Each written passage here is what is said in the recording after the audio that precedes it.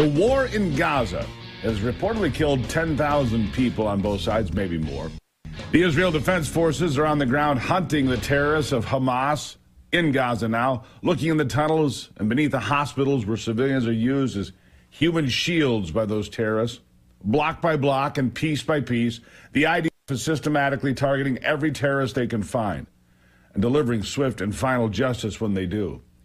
But the war is not popular on the world stage or with the neighbors of the Jewish state, even those that have been at peace with Israel for generations.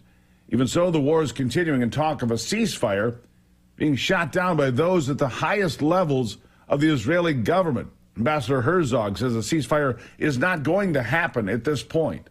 Listen.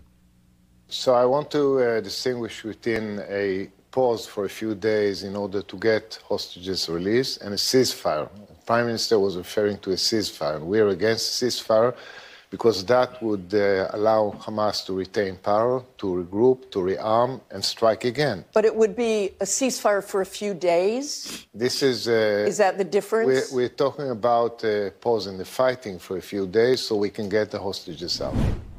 Now, the outcry being heard on the streets of London, Paris, and New York, and Washington here at home. But it is not discouraging the IDF at all, or their mission to destroy Hamas at all costs, and weighing whether a strike on Iran or Hezbollah in the south of Lebanon is in order. Those considerations are made every single day, every single hour sometimes. On ABC News over the weekend, the Israeli ambassador to America says the focus of the operation is to destroy the terrorists and their organizations. Here's Ambassador Herzog. Let me say, every loss of human life, Israeli or Palestinian, is a tragedy. We are not after innocent civilians. We are after the terrorists who've been hiding behind civilians. I would be very careful about Hamas numbers. All the numbers you hear coming out of Gaza are Hamas numbers. Nobody really knows how many people died there. There's no denying that there is collateral damage, that the civilians died, but nobody knows how many. And you and I don't know. So the collateral damage, the children. You don't know, and I don't know how many of them are terrorists and how many of them are civilians. Nobody really knows. I can tell you that. Well, you certainly don't think the children are terrorists. I never said that, never implied that. And there are children there. But in the overall numbers, I don't know and you don't know how many of them are terrorists and how many of them are innocent civilians. See how he had to correct her? He never said that children are terrorists. He said every loss of life is tragic.